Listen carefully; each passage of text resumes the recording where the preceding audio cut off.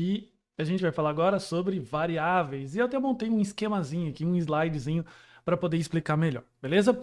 Então vamos imaginar que a gente precisa fazer essa seguinte conta aqui do IMC, como eu já coloquei algumas vezes, em que o IMC é peso dividido pela altura ao quadrado, beleza? Em que eu tenho, por exemplo, um peso de 83 e a altura de 1,8. E ao quadrado a gente pode fazer desse jeito, em que o resultado retorna 25, beleza?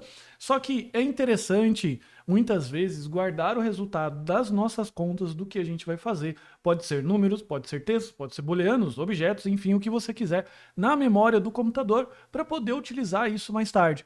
E dentro do esquema do computador, da memória, da arquitetura dele, quando você vai armazenar uma variável, normalmente você utiliza posições da sua memória de execução, da memória RAM. Tanto que se você executar o programa, fechar, essa memória vai ser limpa, ou se você estiver executando e desligar, por exemplo, o seu computador, acabou a energia, o seu programa também perde esses dados, tá bom? Então quando a gente tem um programa, a gente precisa declarar uma variável com determinado valor. Na prática, o que o computador faz? Ele utiliza algumas posições dessa memória, que normalmente são feitas por acesso hexadecimal, e aqui eu estou explicando um pouco mais a fundo, só para você poder entender, e ele vai automaticamente gerenciando isso daqui para você, tá? Isso aqui é só uma representação ilustrativa do que acontece, porque normalmente, quer dizer, não são esses mesmos endereços aqui e fica praticamente impossível da gente saber ali, claro, só se a gente utilizar técnicas de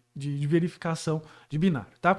Mas já são coisas muito mais avançadas. Então tem um programa, uma variável, um valor. Então se a gente imaginar aqui que eu tenho a minha calculadora IMC, em que eu tenho o peso, em que ela leva o valor 83 e a altura 1,8, ela pode ter essa representação hipotética que ela vai utilizando aqui, os buffers de memória, beleza? Isso aqui é só para dar um contexto um pouco mais técnico, para você entender como ocorre a gravação das variáveis dentro da memória, mas como programador você não precisa se preocupar com isso, porque basta você simplesmente fazer a declaração. Porque todo esse gerenciamento de memória, de acesso aos ponteiros onde está cada valor, é feito automaticamente pelo JavaScript. Então, para nós programadores, fica o trabalho mais fácil, que é só declarar um nome e atribuir um valor. Então, quando a gente vai fazer isso no JavaScript, basta a gente declarar com a palavra-chave var, e a gente vai ver também que a gente pode utilizar o let e o const.